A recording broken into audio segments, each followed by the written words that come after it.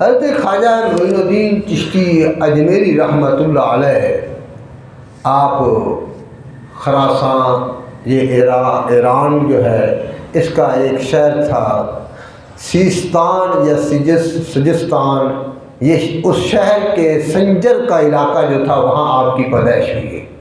اور آپ کے والد جو تھے وہ بھی بہت بڑے عالم اور فاضل تھے. آپ کی والدہ جو تھی وہ بھی بڑی نیک اور پارسا تھی.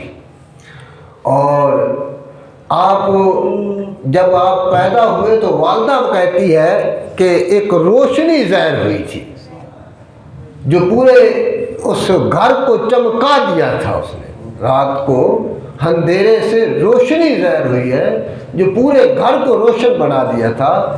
اور حقیقت میں تو یہ تھا کہ یہ تو ظاہری ایک روشنی تھی، ایک باطنی روشنی تھی جو پوری دنیا کو، پورے عالم کو حضرت خواجہ معین الدین چشتی اجمیری نے حضور کے نور سے منور کرنا تھا. اصل تو یہ تھی نا. تو آپ جو تھے، آپ کے حالات میں آتا ہے، آپ کا نام جو رکھا گیا تھا وہ حسن رکھا گیا.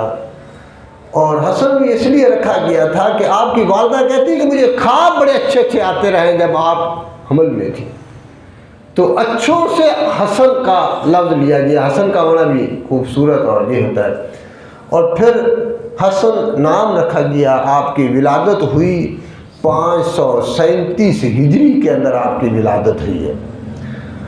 اور پھر آپ نے، اب یہاں میں ایک بات تو بتانا چاہتا ہوں کہ ہم جو اولیاء کرام کو مانتے ہیں، ہم صرف جو بیان کرتے ہیں وہ یہ کرتے ہیں کہ وہ بڑے اللہ کے ولی تھے، بڑے بزرگ تھے، ان کی یہ دینی خدمات ہیں اور اتنے ان کے مرید ہیں. اور پھر اینڈ کرتے ہیں ان کی کرامات کے اوپر کہ ان کی یہ بھی کرامت ہے، یہ بھی کرامت ہے، یہ بھی کرامت ہے، یہ بھی کرامت ہے. اور یہاں پہ آ کر ہم رک جاتے ہیں، جبکہ ان کو پڑھنے کا، ان کو دیکھنے کا، اس کا بیان کرنے کا مقصد ہمارا کچھ اور ہوتا ہے.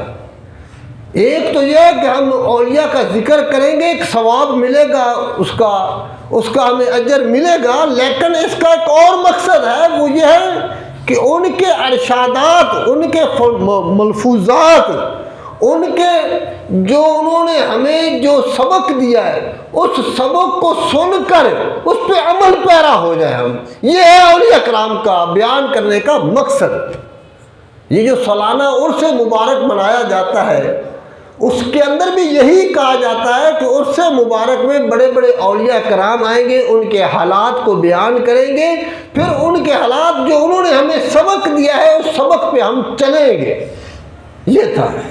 اب دیکھو حضرت خواجہ معین الدین چشتی اجمیری کو ہم صرف غریب نواز کے لفظ سے بولتے ہیں، خواجہ خواجگان کے لفظ سے بولتے ہیں، عطاء رسول کے لفظ سے بولتے ہیں، والی ہند کے لفظ سے بولتے ہیں. لیکن ہم ان کو یہ نہیں کہتے، یعنی ہے تو صحیح لیکن زبان سے کبھی نہیں ہم ادا کرتے کہ وہ بہت بڑے مفتی بھی تھے، وہ بہت بڑے علامہ بھی تھے، وہ بہت بڑے عالم بھی تھے، وہ حافظ قرآن بھی تھے، وہ مولانا بھی تھے.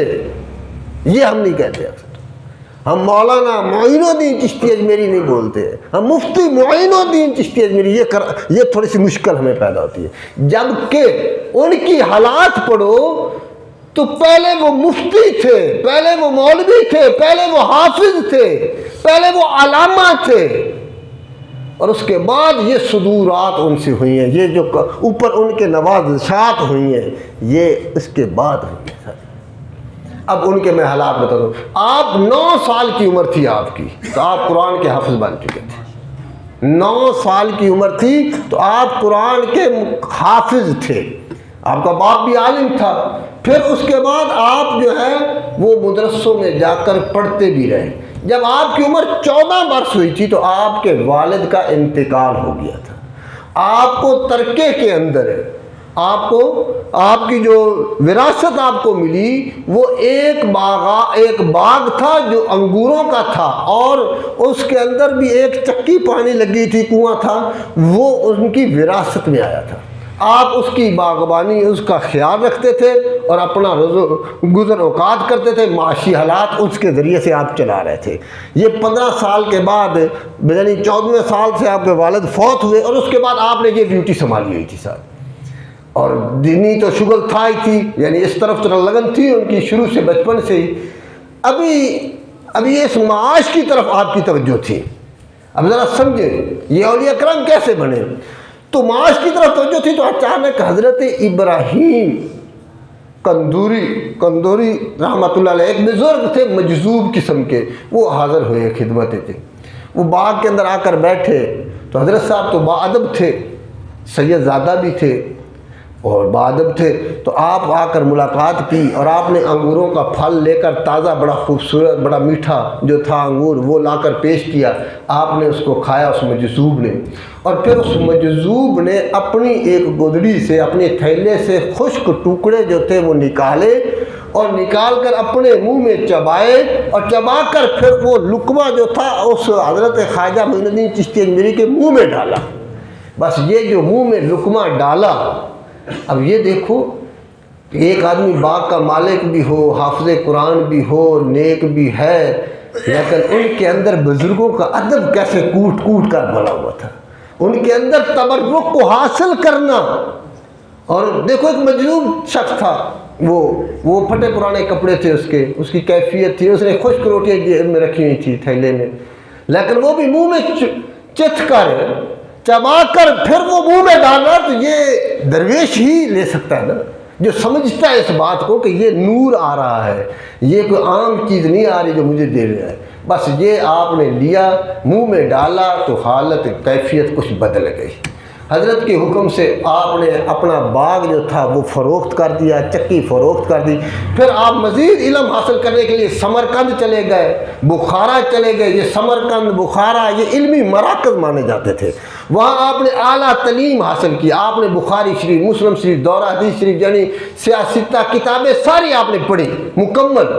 پڑھنے کے بعد دارالفتاء کا کورس بھی کیا، کرنے کے بعد پھر آپ جو تھے نیشاپور تشریف لائے۔ نیشاپور کے اندر حضرت عثمان ہارونی بھی کہتے ہیں، ہرونی بھی کہتے ہیں، دونوں لفظ بولتے ہیں، ان کی خانقاہ پہ تشریف لے گئے اور وہاں جا کر حضرت کے ہاتھ پہ آپ نے بیعت کی۔ اور پھر کہتے ہیں کہ تقریباً 20 سال یا کس سے زیادہ کچھ عرصہ آپ جو تھے حضرت عثمان ہرونی کی خدمت میں رہے۔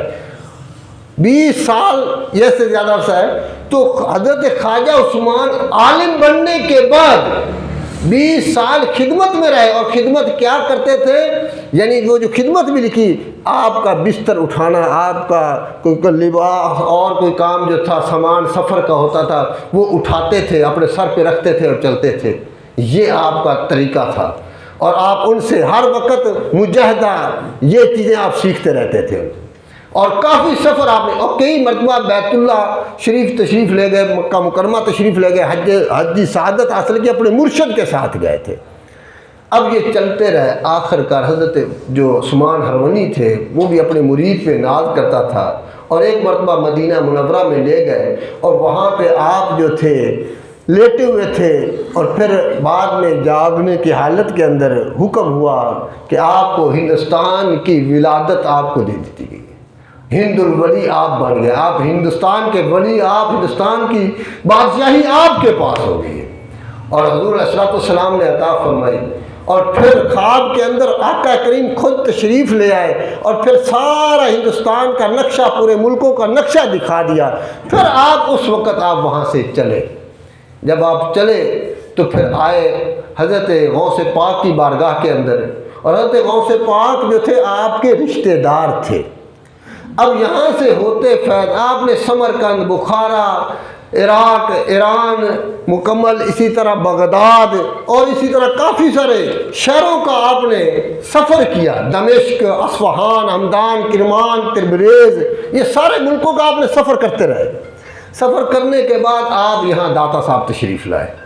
جب داتا صاحب تشریف لائے تو آپ نے یہاں پہ ایک چلہ کاٹا، اور آپ کے ساتھ مریدین تھے، اور قطب الدین بختیار کاکی بھی ساتھ تھے، لکھتے ہیں آپ ایک پورا ایک جماعت کے ساتھ یہاں تشریف لائے اور یہاں آ کر آپ نے حضرت خواجہ معین الدین چشتی اجمیری کے دربار شریف پہ ایک چلہ کاٹا، جو کہ چلہ کی جگہ بھی وہاں آج تک مشہور ہے، اور پھر یہاں بیٹھ کے آپ نے فیوض و برکات حضور داتا صاحب سے حاصل کیے۔ یہی فیوض و برکات جو خواجہ معین الدین اجمیری رحمۃ اللہ حاصل کیے، یہی سے یہ پتہ چلا کہ اولیاء کرام جو دنیا سے چلے جاتے ہیں، جانے کے بعد وہ فیوض و برکات زیادہ عطا کرتے، کوئی حاصل کرنے والا ہو، کوئی لینے والا ہو، ورنہ خالی چاول کی ایک وہ کھا کر آ جائیں گے، ایک روٹی کھا کر آ جائیں گے، نہیں، فیض الگ چیز ہے، وہ اس عقیدت سے جائیں گے تو ملے گا آپ کو۔ وہاں ایک چلہ کاٹا اور پھر کاٹنے کے بعد جاتے ہوئے لکھتے ہیں کہ پاؤں اس طرف کمر نہیں کی، کنڈ نہیں کی تھی آپ نے جب پیچھے اجمیر کی طرف گئے ہیں، جہاں تک نظر آتا رہا تو ایسے بیک چلتے رہے، اور پھر جاتے ہوئے کہا گنج بخش فیض عالم مظہر نور خدا ناکسانہ پیر کامل کاملانہ رہنما۔ گنج بخش، گنج میں ہوتا ہے خزانہ، بخش میں دینے والا، گنج بخش فیض عالم، پورے عالم کو فیض تقسیم کر رہا ہے، یہ تو خزانے بخش رہا ہے، پورے عالم کو فیض بخش، گنج بخش فیض عالم مظہر نور خدا، خدا کے نور کا مظہر ہے یہ تو، یہ ہے داتا صاحب کی شان بیان کر رہے ہیں، اور خواجہ معین الدین چشتی اجمیری بیان کر رہے ہیں، گنج بخش فیض عالم مظہر نور خدا ناکسانہ پیر کامل۔ فرمایا جو پیر بنے ہوئے ہیں نا، جو پیر بنے ہوئے ہیں، جو اپنے آپ کو پیر کہتے ہیں، وہ کامل پیر بن جاتے ہیں یہاں پہ آ کر۔ ناکسانہ پیر کامل کاملانہ رہنما، اور جو کامل بڑے کامل بھی ہیں پہ ان کی بھی یہ رہنمائی کرتا ہے، یعنی داتا صاحب بہت بڑے۔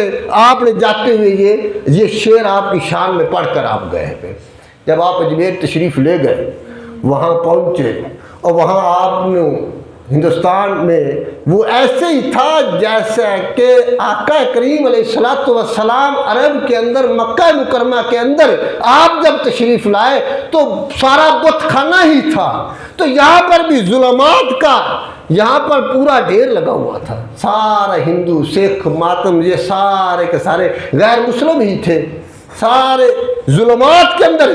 اب یہاں پہ آپ نے روشنی اسلام کی پھیلانی تھی، اور پھر یہاں پھیلائی آپ نے روشنی۔ کہتے ہیں آپ کے واقعات کے بارے میں آتا ہے کہ آپ جب بیمار ہوئے تو مریدوں نے لے کر آئے حکیم کو۔ اب میں یہ بات اس لیے بتا رہا ہوں کہ یہ جو خواجہ معین الدین چشتی نے، ان کا ایک نقطہ نظر ایک ہی تھا کہ لوگ مسلمان ہو جائیں، لوگ دین کی طرف آ جائیں، اور کوئی نقطہ نظر نہیں تھا۔ آج ہمارا نقطہ نظر کچھ اور ہے، ان کا نقطہ نظر کو سمجھے ہم۔ آپ کے پاس جب وہ حکیم آ رہا تھا تو مریدوں نے لے کر آئے کہ حضرت صاحب بیمار ہیں، تو لہٰذا بیمار کا کچھ علاج ہو جائے تو حضرت صاحب صحت یاب ہو جائیں گے۔ تو آپ کے پاس جب حاضر ہوئے، وہ حکیم ہندو تھا، تو آپ نے ذہن میں اب جو اولیاء اللہ کے در پہ آئے گا، جو اولیاء کے پاس آئے گا، وہ خالی نہیں جائے گا، جو بھی آئے گا وہ خالی نہیں جائے گا۔ فرمایا کہ بھی تو نے یہ جو حکمت کا یہ جو تجربہ، یہ جو فوراً تو دوائی یوز کرتا ہے، استعمال کرواتا ہے، اور فوراً بندے علاج میں صحت مند ہو جاتے ہیں، یہ تو نے کہاں سے اتنا کچھ حاصل کیا ہے؟ آگے سے اس نے بھی، وہ بھی ہندو تھا تو بڑا مذہبی بھی تھا، اس نے کہا میں نے ہمیشہ اپنے نفس کی مخالفت کی ہے، نفس کی جب مخالفت کرتا رہا ہوں تو مجھے یہ مقام ملا کہ میں فوراً بتا دیتا ہوں اس کو یہ بیماری ہے اور یہ علاج ہے اس کا، اور وہ صحیح ہو جاتا ہے۔ بہت بڑا کوئی حکیم لے کر آئے تھے۔ اب وہ آپ نے فرمایا پکی بات ہے تو ہمیشہ نفس کی مخالفت کرتا ہے؟ آپ نے فرمایا، اس نے کہا بالکل نہیں، نفس کی ہمیشہ مخالفت کی تھی اور آج پوری زندگی ہو گئی نفس کی مخالفت ہی کر رہا ہوا ہے۔ آپ نے فرمایا ٹھیک ہے۔ فرمایا تیرا نفس بتا کیا کہتا ہے، کلمہ پڑھ کے نہ پڑھ، تیرا نفس کیا کہتا ہے، کلمہ پڑھ کے نہ پڑھ، یہ بتا نفس تیرا کیا کہتا ہے۔ کہتا نفس تو کہتا ہے کلمہ نہ پڑھ۔ فرمایا کر مخالفت، پڑھ لا الہ الا اللہ محمد رسول اللہ۔ آپ نے وہیں بیٹھ کر اس حکیم کو کلمہ پڑھایا۔ اس نے کہا بات تو صحیح ہے۔ فرمایا اسی وقت یہ تھا اولیاء کرام کے پاس فیض، یہ اصل فیض تھا، یہ تھے۔ اب ان کو ہم صوفی کہتے ہیں، ان کو ہم کہتے ہیں کہ بس یہ صوفی کسی کو کچھ نہیں کہتے، لیکن بات یہ ہے یہ کہتے ہیں سب کچھ، تمہیں سمجھ نہیں آ رہا۔ دیکھ لو کہاں سے کہاں لے کر آ گئے، کلمہ تو پڑھا دیا نا اس کو۔ یہ ہے۔ اسی طرح ایک اور واقعہ ہے کہ ایک نوجوان جو تھا وہ گزرتا تھا آپ کے پاس سے، آپ کی جھونپڑی تھی، خیمہ لگا ہوا تھا، وہاں سے آپ تو وہ ایک نوجوان ہندو تھا، وہ گزرتا تھا، کہیں باہر سے آیا تھا، پڑھا لکھا تھا نوجوان تھا، تو باہر سے پڑھ کر آیا اور دیکھا کہ حضرت صاحب جو ہے وہ عصر کے ٹائم رو رہے ہوتے تھے، وہ رو رہے ہوتے تھے۔ اب وہ کئی دفعہ گزرا، اس نے کہا یہ بابا روتا ہی رہتا ہے، جب بھی گزرتا ہے روتا کیوں ہے، پتہ نہیں کیا معاملہ ہے اس کا، رونے کا کیا وجہ ہے۔ پھر ایک دن جھونپڑی میں چلا ہی گیا حضرت کے پاس، وہ نوجوان تھا، باہر سے آیا تھا کہیں سے، رہائش اس کے اجمیر میں تھی، پڑھ کر آیا تھا، حضرت صاحب کے پاس حاضر ہوا اور کہتا حضرت آپ روتے کیوں ہیں؟ حضرت نے خوب جواب دیا، آپ نے فرمایا میں اپنے شیخ کی محبت میں روتا ہوں، شیخ حضرت عثمان ہرونی کی محبت میں روتا ہوں۔ اس نے کہا حضرت محبت میں بھی رونا ہوتا ہے؟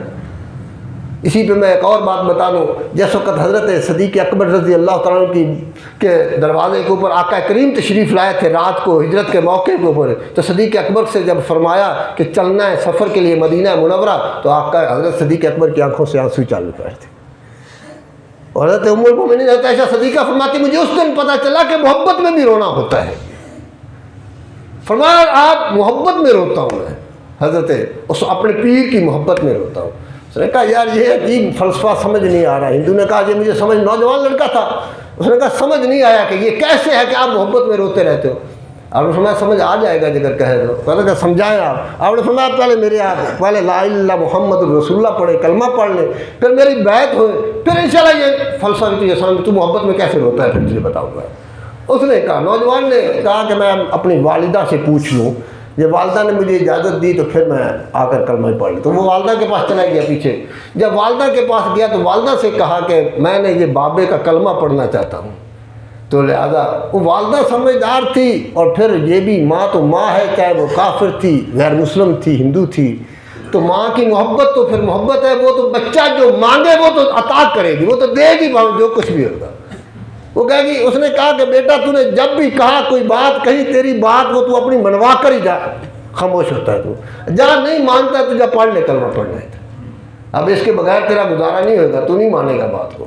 وہ چلا گیا، جا کر اس نے کلمہ پڑھا، کلمہ پڑھنے کے بعد بیعت ہو گیا، بیعت ہونے کے بعد چند دن آپ کے پاس ٹھہرا، آپ نے ان کو وظائف بتانے شروع کر دیے، جب اللہ اللہ کرنے شروع کر دی اس نے، جب وہ چند دن جب محبت بڑھ گئی، کشش بڑھ گئی، حضرت کے ساتھ جب تعلق جڑ گیا، اس وقت حضرت نے فرمایا کہ 3 دن کے بعد اب تو نے آنا ہے، 3 دن کے بعد تو نے آنا ہے، حضرت صاحب سے نے فرمایا۔ اور یہاں پہ مجھے وہ حدیث یاد آ گئی کہ آپ نے ایک مرتبہ فرمایا صحابہ سے کبھی کبھی آئے کرو، کبھی کبھی روزانہ نہ ملاقات کیا کرو، کبھی کبھی آئے کرو۔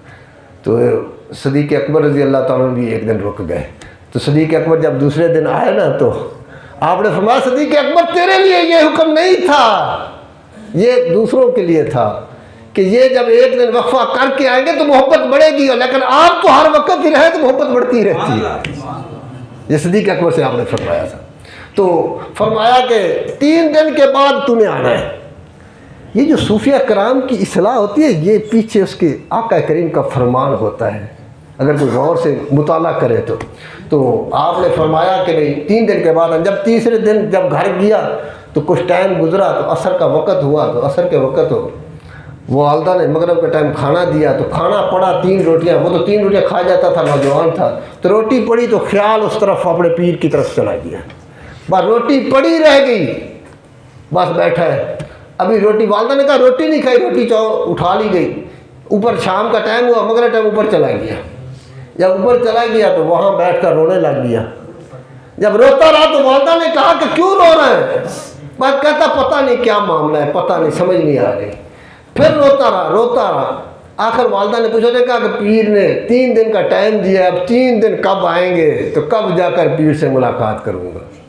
والدہ نے جا کر حضرت صاحب سے فرمایا کہ حضرت اپنے مرید کو جو چھٹی دی ہے نا 3 دن کی، وہ چھٹی کم کریں آپ نے فرمایا نہیں ابھی تو 2 دن باقی رہتے ہیں، ابھی رہنے دو۔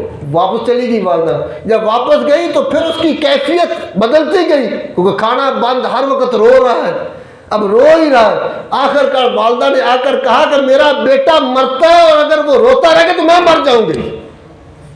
اپنے مرید کو جلدی بلا اپنے پاس. پھر بلا لیا گیا. پھر اس سے پوچھا بتا محبت میں رونا آتا ہے یا نہیں آتا؟ محبت میں رونا آتا ہے. یہ تھے ہمارے صوفیاء کرام, یہ تھے ہمارے پیر کہ حضرت خواجہ معین الدین چشتی اجمیری نے 90 لاکھ لوگوں کو کلمہ پڑھایا. 90 لاکھ کم و بیش, اس سے بھی بڑھ کر کئی لوگوں نے روایت کی ہے کہ یہ 90 لاکھ کلمہ پڑھایا اور تو کچھ نہیں.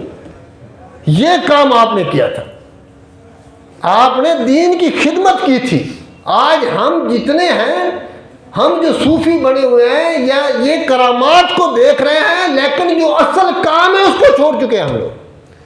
ان کی مجلس میں جو آتا تھا وہ اپنی دلی کیفیت بدل کر جاتا تھا. آج ہماری مجلس میں جو آتا ہے وہ کیفیت بدلتی نہیں ہے. اگر کیفیت بدلے تو پھر سمجھ لینا یہ اہل اللہ کی مجلس میں ہم بیٹھے ہیں, یہ علماء کی مجلس میں بیٹھے, یہ صوفیاء کرام کی مجلس. یہ تھے صوفی. جتنے صوفی آئے ہیں وہ عالم تھے, مفتی تھے, علامہ تھے, حافظ قرآن تھے. جتنے صوفی آئے یہ علامہ بھی تھے حضرت خواجہ معین الدین, اور عالم بھی تھے, مفتی بھی تھے, حافظ قرآن بھی تھے. اور پھر انہوں نے یہاں ہندوستان میں کام کیا. آئے تھے اکیلے وہاں ایران سے, خراسان سے, اس علاقے سے. اور جب جنازہ اٹھا تھا تو پھر کتنی لوگ آپ کے جنازے میں شامل ہوئے تھے, اور آپ کے بیٹے نے آپ کا جنازہ پڑھایا تھا, اور آپ نے اپنا مرید قطب الدین بختیار کاکی بنایا. اور آپ کا مرید قطب الدین بختیار کاکی, جس کا مرید سلطان التمش تھا, اور آپ کا مرید قطب الدین بختیار کاکی کا مرید بابا فرید الدین گنج شکر تھا. یہ تھے مریدوں کی گنتی, یہ تھی. آج ہم جو گنتی کرتے ہیں وہ عجیب ہی ہے. مرید پیر کو مرید کا نہیں پتا, مرید کو پیر کا نہیں پتا. وہ خط و کتابت میں لکھا ہوا ہے پر بات چل رہی ہے, یہ نسل در نسل مرید ہوتے جا رہے ہیں. بات یہ تھی کہ اولیاء اللہ کے پاس آ کر اپنی روحانی تسکین کرانا, یہ مقصد بھول گئے. اللہ تعالیٰ ہمیں عمل کرنے کی توفیق عطا فرمائے.